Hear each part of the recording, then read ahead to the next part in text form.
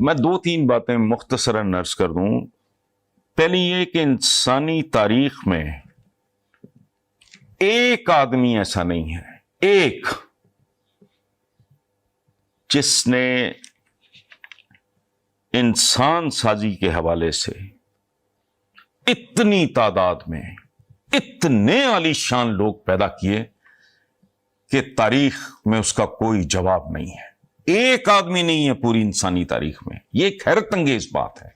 کوئی ایک آدمی، کوئی دوسرا آدمی ہوتا. حضور نے تو ہیروز کا انبار لگا دیا. میں کہتا ہوں کہ یہ ہزاروں میں آبادی مدینہ کی، ہزاروں میں آبادی مکہ کی، اور جو وقت ملا میرے آقا کو، ہمارے آقا کو، وہ کتنا مختصر ہے. 40 سال کی ایج میں جب انہیں یہ رب العالمین نے یہ ذمہ داری دی، اس کے بعد 63 سال وہ اللہ کے پاس رخصت ہو گئے. تو اس کے درمیان وہ مکے کا پیریڈ نکال دیں اور پھر مدینہ، کتنا وقت تھا.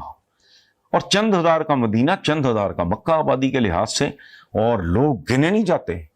حیران کن بات ہے، دنیا کا بڑے سے بڑا کوئی دوسرا آدمی، دو بڑے آدمی نہیں پیدا کر سکا. یہ ایک حیرت انگیز بات ہے. اچھا، دوسرا پہلو آقا کا، وہ ان کا ہر پہلو ہی حیرت انگیز ہے، لیکن وہ جس سے ہم کسی غیر ملکی سے بھی بات کرتے ہیں، دنیا کا بڑے سے بڑا آدمی سنگل ڈائمینشنل ہوتا ہے. الیگزینڈر دا گریٹ ہے، کانکرر ہے، بڑا کانکرر ہے، ٹھیک ہے. امیر تیمور ہے، کانکرر ہے. نپولین ہے، اچھا، بے شمار ہیں. ہینیبال ہے. باقی خانے سارے خالی، پتہ ہی نہیں دوست کیسا، مسافر کیسا، مبلغ کیسا ہے، ریفارمر کیسا ہے، میسنجر کیسا ہے، وہ جنگجو کیسا ہے، وہ پڑوسی کیسا ہے، وہ دوست کیسا ہے، وہ شوہر کیسا ہے، وہ باپ کیسا ہے. یہ اکلوتی ہستی ہے انسانی تاریخ میں، جس طرف نظر ڈالو تو سوائے روشنی اور خوشبو کے اور کچھ نہ دکھائی دیتا ہے نہ سنائی دیتا ہے.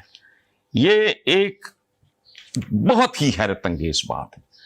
ایک ڈائمینشن ہوتا ہے بندے کا، ایک پہلو، دو پہلو ہو گئے جی. اچھا، کوئی پینٹر ہے، بہت بڑا پینٹر ہے، کوئی پلیئر ہے، بہت بڑا پلیئر ہے. وہ باقی کیا ہے بھائی؟ کچھ بھی نہیں ہے. ادھر آپ مسافر دیکھ لیں، آپ منصف کے طور پہ دیکھ لیں، آپ ایک اسٹیٹسمین کے طور پہ دیکھ لیں، آپ ایک سپہ سالار کے طور پہ دیکھ لیں. باپ کے، میں کہتا ہوں بندے کی نا حواس گم ہو جاتے ہیں.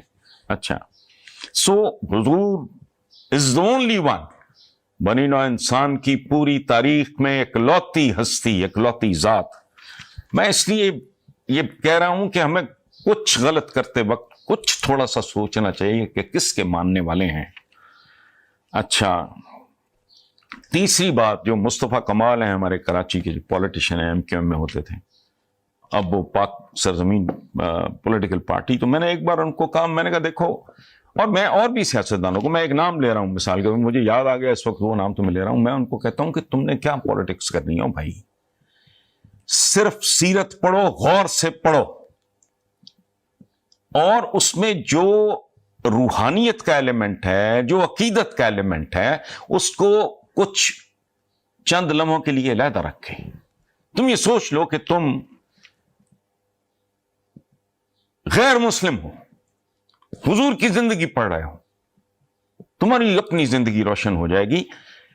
اس کی وجہ ہے، میں بہت عجیب و غریب دلیل دینے لگا ہوں، کہ انسانی زندگی میں کسی ایسی سچویشن کا تصور تک نہیں ہے جو ہمارے حضور نے صرف 63 سال کی عمر میں فیس نہ کی ہو.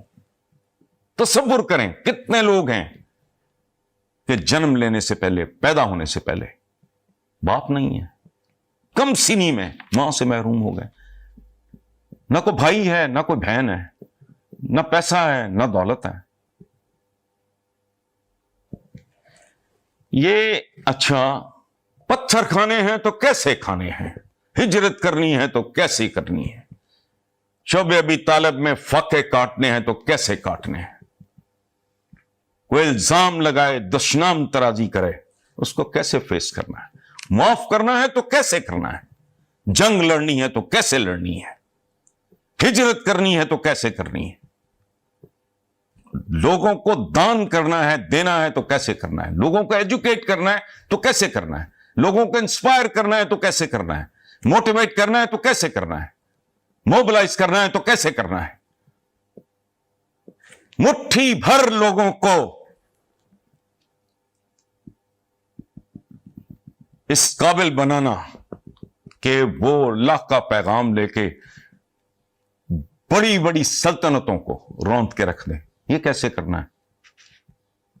مہمان آئے تو کیا کرنا ہے، دشمن مل جائے تو کیا کرنا ہے، عورتوں پہ ہاتھ نہیں اٹھانا، فصلیں نہیں کاٹنی، درختوں کو کچھ نہیں کرنا، قیدیوں سے زیادتی نہیں کرنی۔ او میرے خدا، کس کی امت؟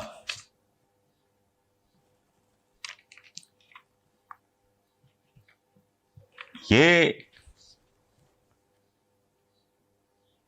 میرا انداز شاید جذباتی ہو، ان میں سے کوئی ایک بات ہے جسے کوئی چیلنج کر سکتا ہے؟